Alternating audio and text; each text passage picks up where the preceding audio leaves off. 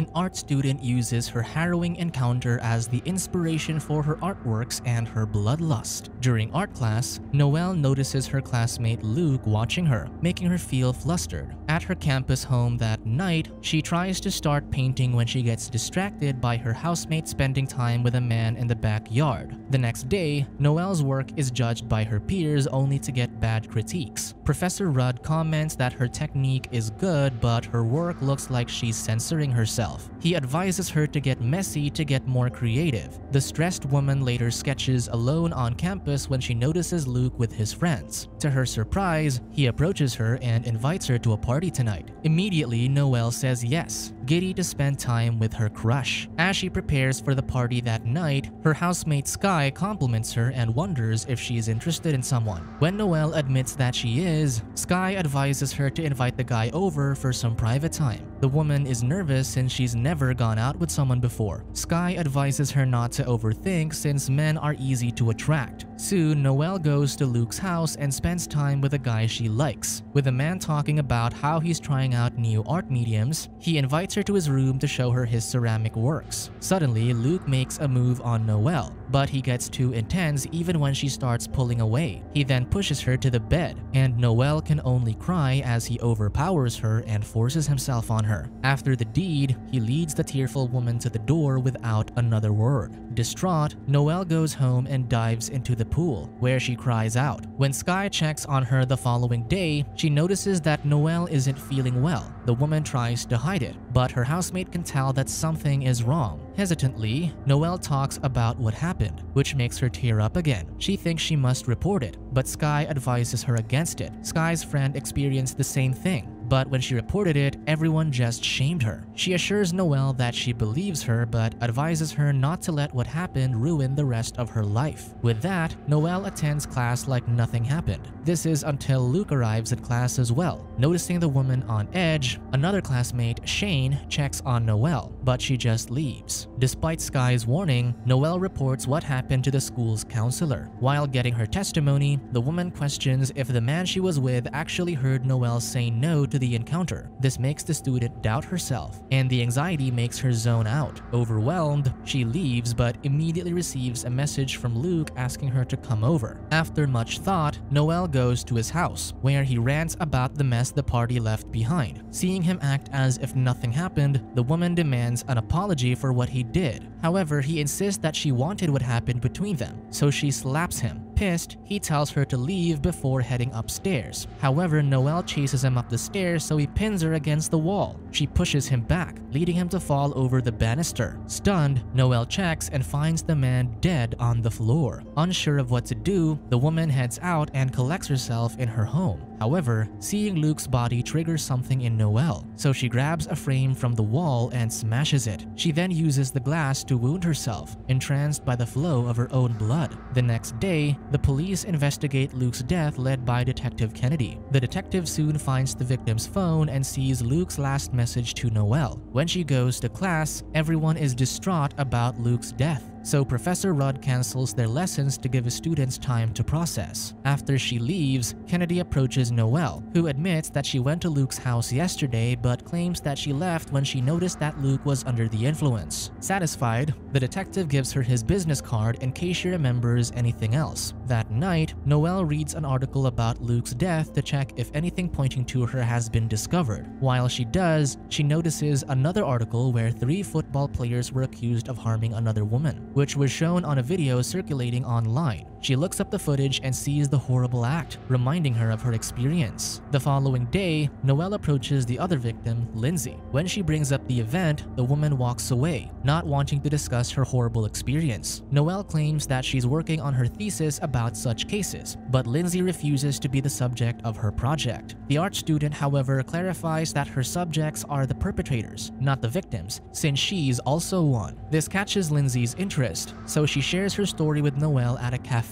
She admits that if she could go back and change things, she wouldn't have spoken up since people, including her friends, spread rumors about her. Lindsay rants about how during the trial, she was the one being questioned as if she was the suspect. Noelle assures her that she did the right thing, but the woman disagrees since the men are still free and are even throwing a party soon. That night, Noelle collects her thoughts while sketching, though she can't stop thinking about Lindsay's and her own experience. Noelle soon attends a meeting with the V-Day Balboa, a group of women fighting to protect those who had horrible experiences like her. There, she meets the president, Jenna, and learns that Lindsay's attackers avoided prison because their faces weren't shown on the video, and they spread rumors about the woman. The group also discusses many unfortunate events where the women's attackers weren't punished. To lessen such cases, one woman suggests providing their schoolmates with nail polish that changes color when their drinks are spiked. However, Noelle asserts that they should focus on stopping men from thinking that those acts are okay. Jenna points out that it's unlikely for that to happen, so they must be prepared. Noelle notes that many things in everyday life can make them unprepared to prevent such things. She insists that the administration should teach men not to do unlawful acts instead of advising women how to avoid becoming a target. The others defend that not all men will listen, so all they can do is spread awareness and provide what help they can. Disappointed, Noelle goes home and decides to take matters into her own hands. She dolls herself up and attends the party held by Lindsay's attackers. With her new look and a pink wig, she catches the attention of one of them, Mason. She flirts with him, and he quickly takes her to his room where things get intense. Noelle takes the lead, but when she grabs a drink from Mason, she secretly adds something to it. This makes Mason unfocused, and when he tries to ask for water, she makes him drink more from the cup, like what he did to Lindsay. As the man struggles through the effects, Noelle pins him down, leading him to choke.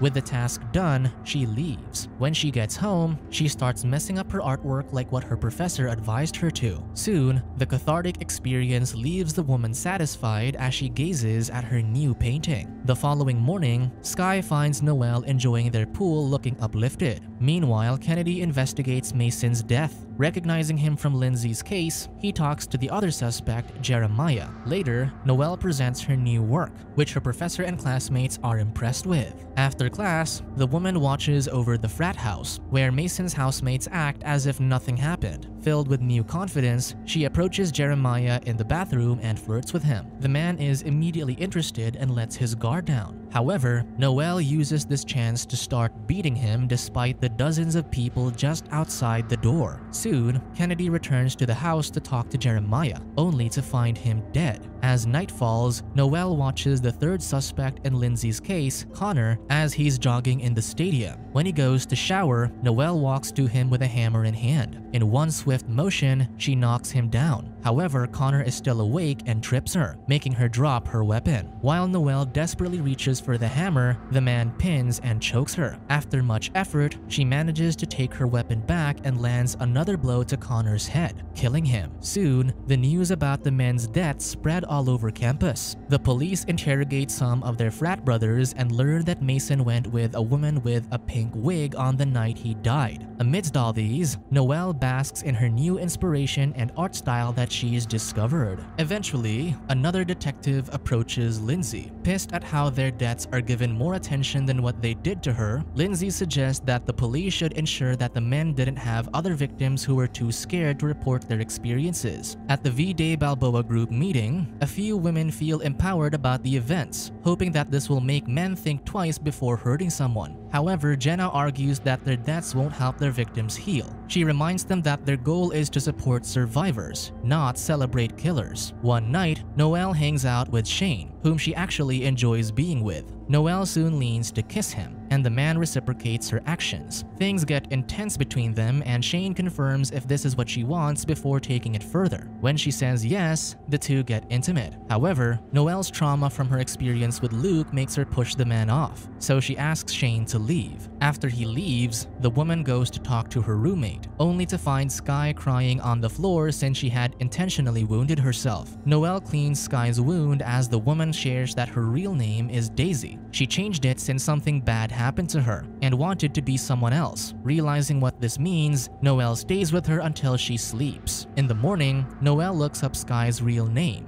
confirming that she was the friend she previously spoke about who was shamed for reporting her experience. However, the articles about it are blocked, preventing her from further research. Because of this, she goes to the campus office but is only allowed to view the statistics, which show that no forced encounters were reported recently. She asks for more detailed records, so the officer in charge, Dave, takes her to the storage room where she sees Sky's folder. She purposefully causes a mess to distract the man, allowing her to steal the file. When she gets home, Sky is back in her peppy mood after visiting her parents. Knowing that she's just bottling things inside, Noelle assures her friend that she's there for her. After she leaves, Noelle looks into her file, where a psychotherapist marked Sky as having signs of borderline personality disorder, ultimately leading to her case being dismissed. With this in mind, the woman visits the therapist, Melinda Sanders, and accuses her of being paid off to hide the cases. Nervous, the therapist invites Noelle to discuss her issue, but the student knows that she'll just fake a diagnosis to make her seem unstable. Noelle pointedly warns her to either do better at her job or remove herself from the world, otherwise she'll do the latter for her. This erases the smug smile on Melinda's face. That night, she heads to the home of Sky's attacker, Calvin. Noelle knocks on his door and claims to need help changing her flat tire. When he goes to her car, Noelle uses a taser to knock him out and put him in her trunk. She then uses a trolley to take him to the gymnasium. Calvin wakes up bound and bloody in the empty gymnasium. Noelle presents him Sky's photos of the night he harmed her to make her motivations clear. During this, Dave makes out with his girlfriend when she spots blood trails near the gymnasium. Because of this, the man calls for backup. In the gymnasium, Noelle removes Calvin's gag, letting him beg for his life. He apologizes for what he did to Sky, promising that he's a changed man. This makes Noelle hesitate. Suddenly, they hear someone arriving, so Calvin screams for help. Afraid, the woman instinctively stabs him to make him stop.